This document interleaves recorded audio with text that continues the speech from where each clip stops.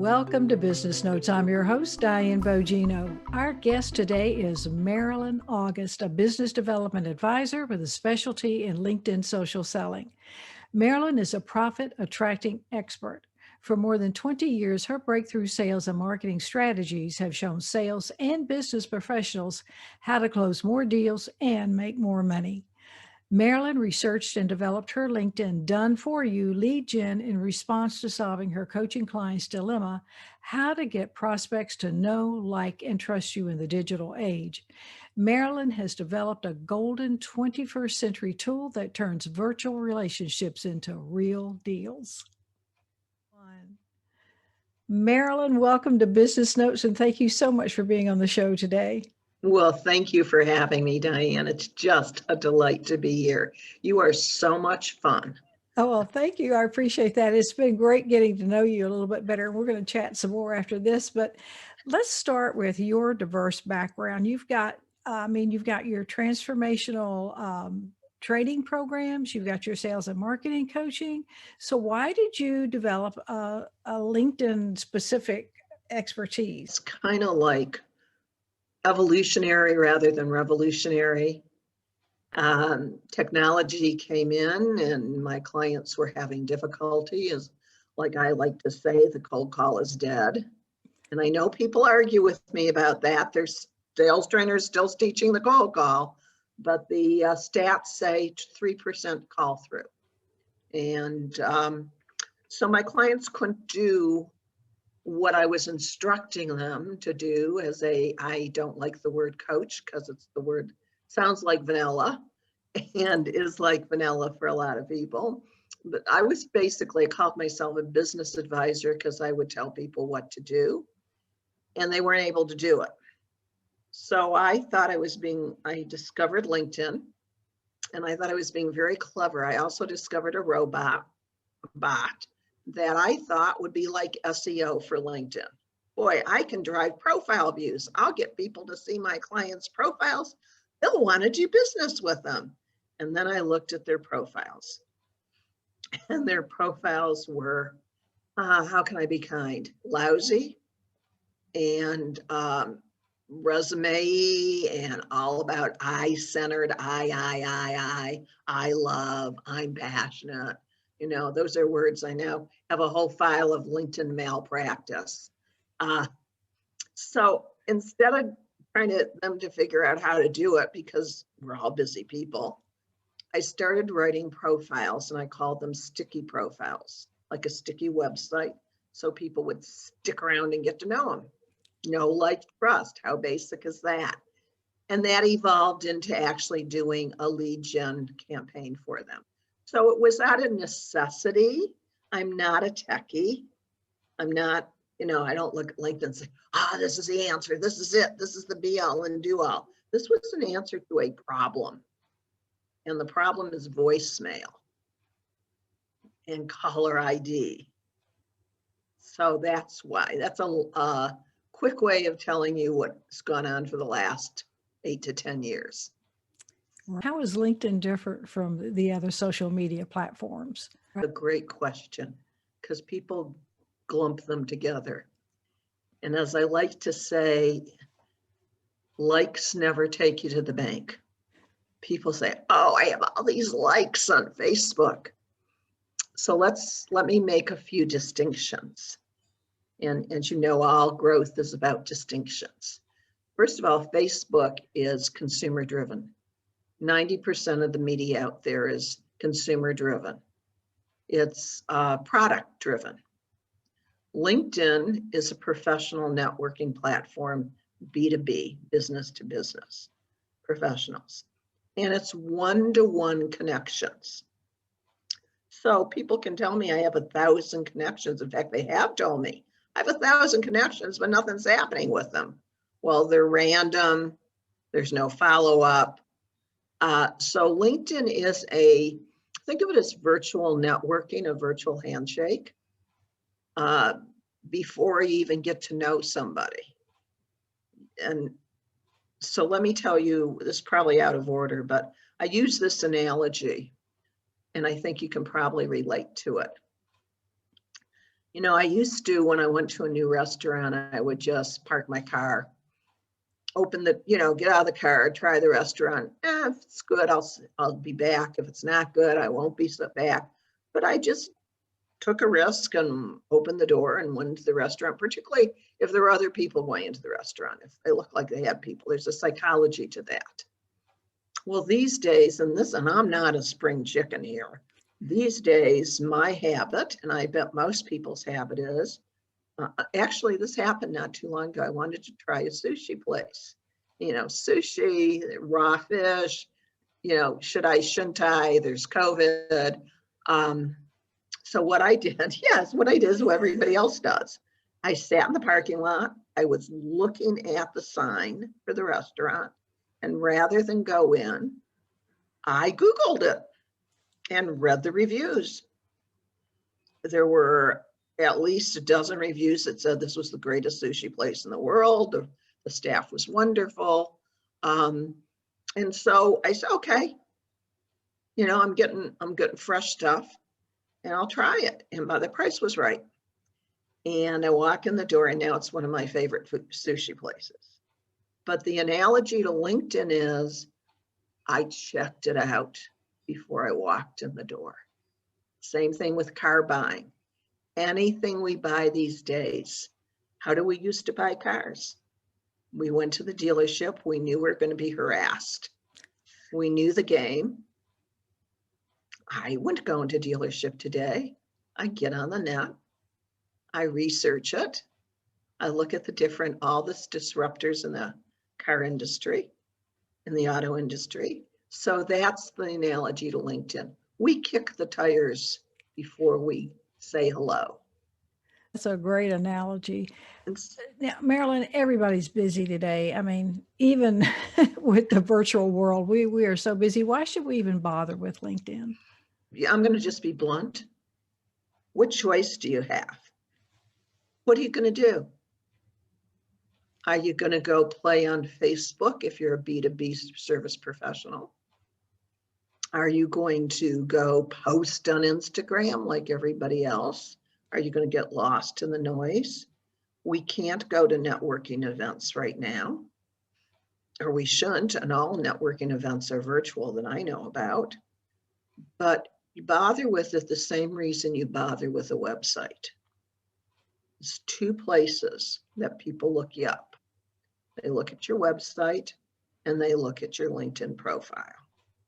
And you bother with it because, what is it, 500 million businesses on LinkedIn?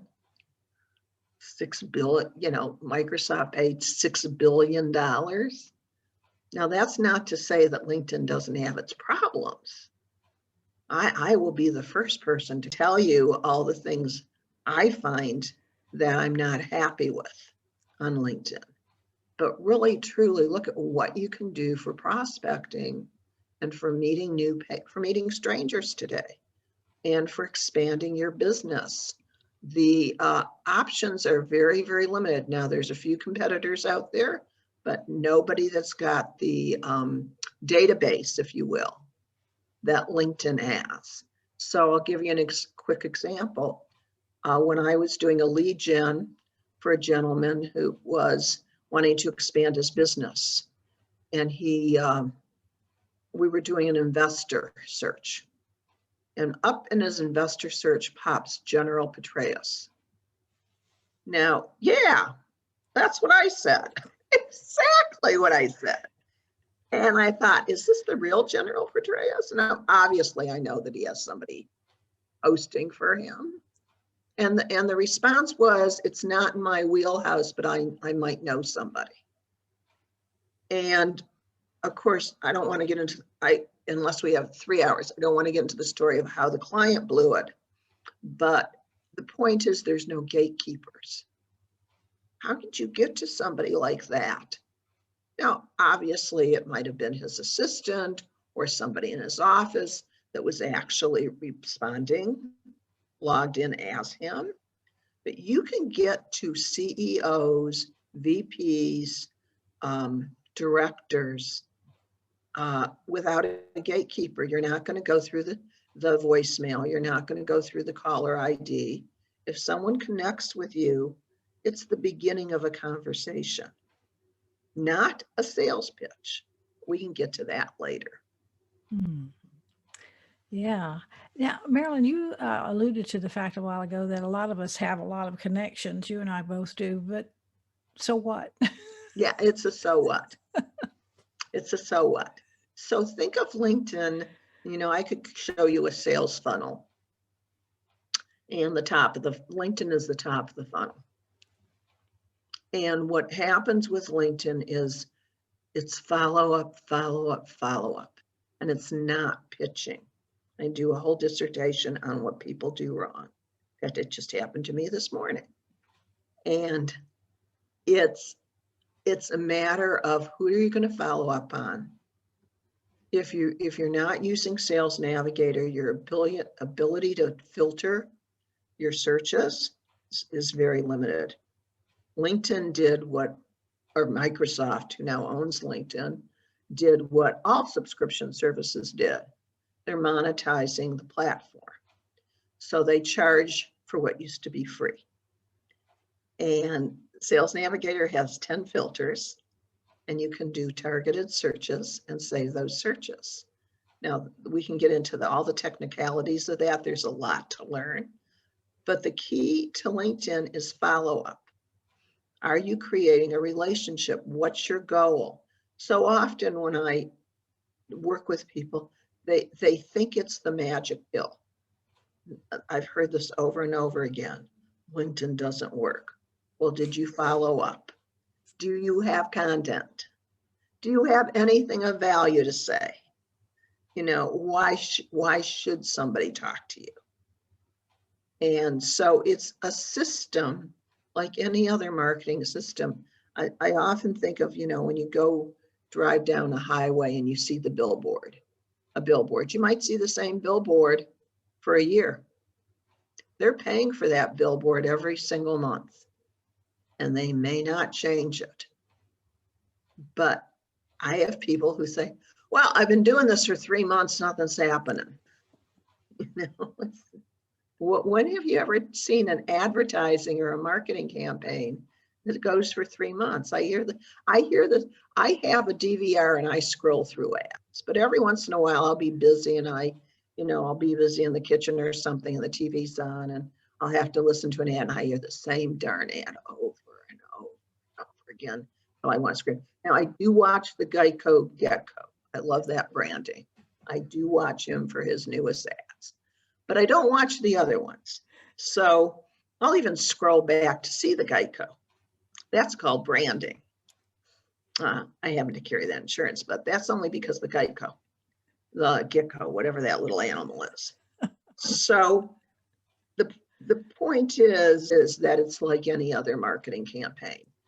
They say today 7 to 12 touches. Mm. So yeah. That's why your connections don't leverage, don't become. You have to know what your end goal is. Are they even in your wheelhouse? Do you want to talk to them?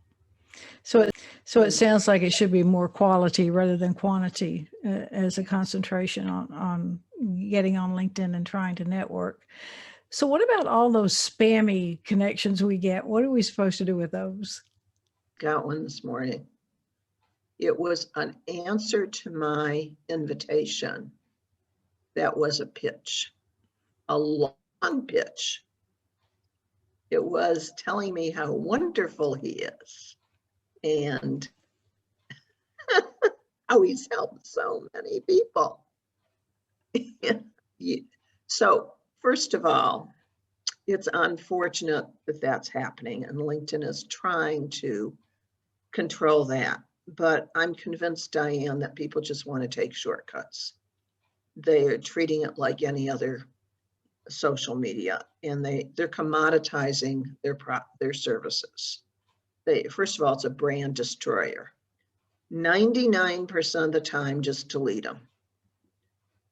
If one really irritates you, and I've got a couple snarky replies, But the reason I say just delete them is because most of them are bots. Most of them are automated robots. And if you bother with them and get mad at them, you won't get a response. Although I have to tell you, I got pitched on one and I wrote him back, and my classic reply is, who taught you that? Who taught you that? Who taught you to do that? And he wrote me back, you did, among others. And I did not. He never went to one of my seminars and saw a pitch on his LinkedIn. So I just didn't bother with him. He had links there, click this and you'll take this and that. And I guess the idea of building relationships is gone for a lot of people. But really, I call it a brand destroyer. And sometimes I write back and say, I'll never do business with you.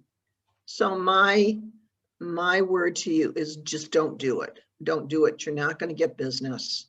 You're going to destroy your brand. And there's a psychology on LinkedIn, at least there used to be, and people get really irritated. I do. It pisses me off. And go pitch on Facebook, buy an ad. What particularly pisses me off is in-mail pitches, because in-mail is free advertising, basically. They're just cheap. They're just cheap. They're not buying an ad. Yeah. So Marilyn, why do you call LinkedIn pull marketing? Pull marketing? Yeah. P-U-L-L. Mm-hmm. Yeah, because it's content marketing. It's pulling people in to engage with you. It's reaching out, pulling people in with your expertise. And the mystery of content marketing is, if you don't have good content, don't bother. All those motivational things people post, cute videos, all that stuff tells me that you have nothing to say. You have no positioning. In fact, I was just reading a man I really admire, a sales blog that was talking about successful salespeople. And he said that successful salespeople are people that have a position, that take a stand on something, even to tell the customer, I'm not a fit. Or when the customer is saying to you or the client, I know that I'll give you the distinction between a customer and a client. Customer is a one-time deal. A client's an ongoing relationship. So we have clients. And he said that if clients expect you to take a stand and have a position on something. So if you're a conflict resolution person and a client does something that's against your value system, better to risk losing the client than to be a wimp. So your content marketing is pulling people in with your expertise. And after all, what are you selling when you're selling a service? So if you drill down, you're selling your differentiation in the marketplace and your expertise. You're selling intellectual property, which is perhaps, as one coach told me many, many years ago, the most difficult sale there is, because you can't touch it and feel it. You can't look at the product and say, I think I'll take this or I'll return it. So that's why I say it's pull marketing. It's pulling people in with your expertise. Right, I like that. A while ago, you mentioned something about sticky profiles. I'd like for you to elaborate on that a little bit. I think you said there are 4 components to that. Well, there are 4 components. There's a lot more to it. Well, it's interesting. I'm going to tell on myself, Diane. When I came up with sticky profiles, and for a long time I had a website, stickyprofiles.com, which now redirects to Profit GPS. I thought it was the cleverest branding in the world. Sticky profiles. Nobody knew what that meant. Only people who have digital marketing agencies knew what that meant. And it meant, so I'm telling on myself that for all of us, jargon junkies that know our industry, that your public, the people that you want to buy, don't know what the heck you're talking about. That's just an aside. So sticky profiles is the idea that somebody sticks around long enough, because LinkedIn, Microsoft, in its infinite wisdom, and forgive my sarcasm, for some reason, the About section has a two-line default open, and you have to click more. Now, somebody told me, someone who's a lot more techie than I am, told me that was because of mobile devices, so that your profile is mobile friendly. But think about it. You've got to get a click in order for somebody to read about you, to find out about you, to get to know you. So a sticky profile is one where people will stick around to get to know you. And it must have, and these are must have a decent photo. In fact, I just did a post where I have 6 photos that I used to use when I did webinars, when I was doing a training on this. Used to, I say, because I was doing these live. I had 6 photos, and I asked the audience to pick which one they would not do business with, because people make an instant judgment on your photo. Old picture's worth 1,000 words. And the person inevitably, and I set this up, of course, inevitably the person they pick that they would not do business with, the person with a busy background. This particular, and we don't have it here, but you can find it on my feed. He had a brick wall in the background, nothing offensive, just a brick wall. But all the other photos were solid color backgrounds. And now you've only got that little tiny circle. And so your photo is critically important. That's number 1. Number 2 is that free branding space on top of your photo. The default that is now kind of a greenish color. That area in your profile doesn't cost you anything to put your branding up there. It's a JPEG that you load. When I write profiles, I design those as part of the profiles. They're not hard to do. But why waste that space? And there's different theories of what should be up there. I've seen some that are so busy, I get very, very confused. Have seen some that have nothing to do with whatever the person does, but don't leave that default nothingness there. Do something with it. It's just the easiest thing to do when you've got a website. So just pull it from there or something. I like to see branding consistent across all platforms, but a lot of people like to change it up. So that's number 2. And number 3 is your headline. That headline is 122 characters. It's really valuable space. You have 122 characters, plus you can put symbols in there. LinkedIn has certain symbols you can use. And what I see, Diane, is I see people putting fancy letters. I see people putting their job titles. I see people putting too much. They'll use all 122 characters to say nothing. Or I see people, what did I see the other day? Was somebody told me she did 6 different things in her headline. And I couldn't imagine, what is this? It's a branding exercise. It's a positioning statement. There's certain words that I don't like. I have a bias against the word I help. There's a LinkedIn guru out there, I don't know who, teaching I help. I can tell what training people have done by what they do. I just don't like I help because it assumes the prospect is incompetent and needs help. Who wants to admit they need help? So there's other words to use. Wordsmithing it is very important. But job title, your master's degree, like I hold a master's degree in education, I never use it because who knows what MSED means. I know what it means.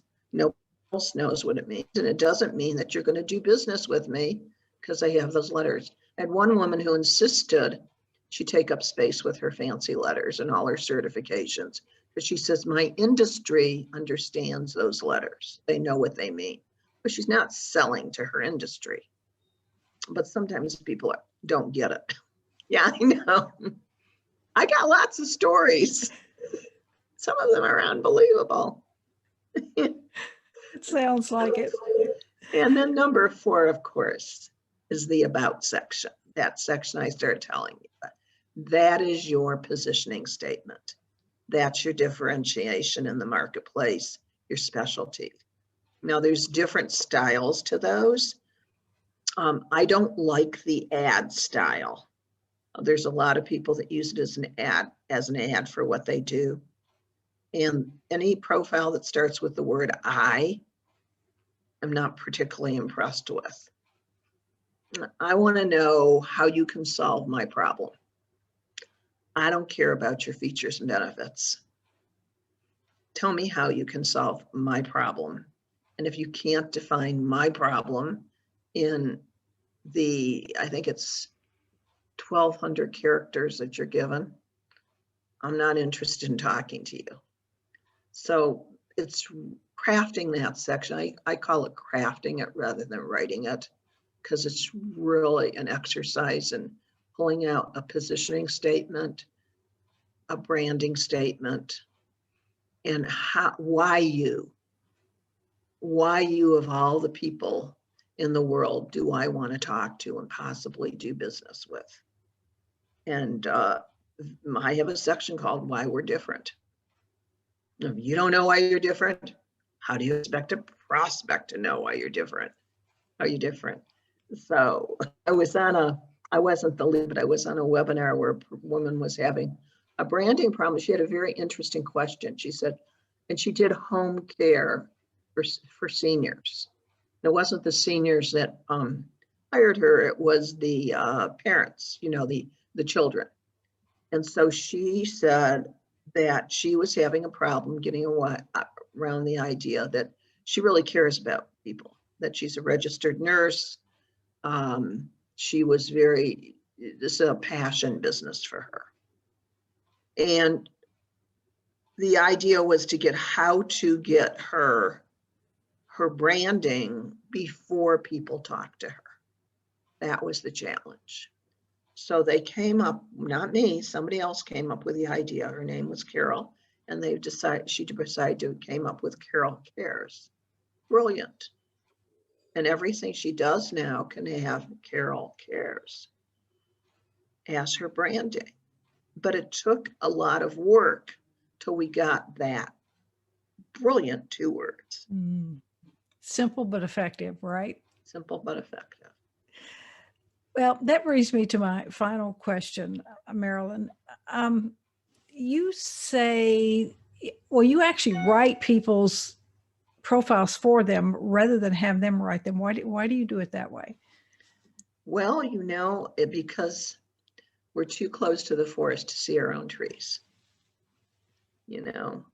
We are, if there's a classic book, I'm sure you know about it, The E-Myth, Michael Gerber.